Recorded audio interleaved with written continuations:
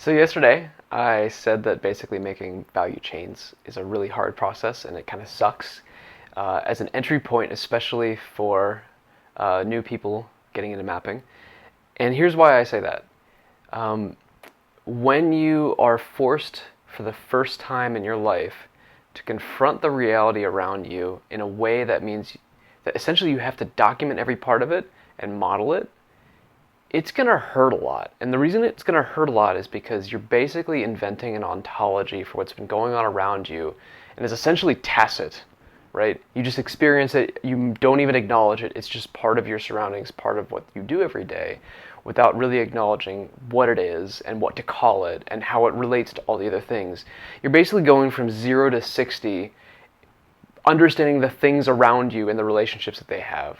And that can be pretty jarring and pretty frustrating, actually. I mean, we're going back to you can know more than you can say more than you can write down. I mean, that is exactly what this problem is. Making a value chain is an ontology problem. And I think we kind of sneak around it whenever we look at architecture diagrams and sort of steal labels and just use them for our own purposes. But for those of us who are not necessarily focused on architecture, for those of us who are dealing with everyday business problems, not even software related, inventing an ontology is hard.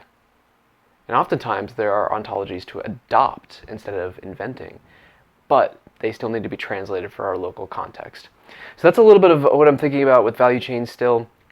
I'm curious how this changes the way you think about yesterday's video. What would you do now to help people get into mapping? What entry points would you provide, to use that word? I'm looking forward to hear what you have to say.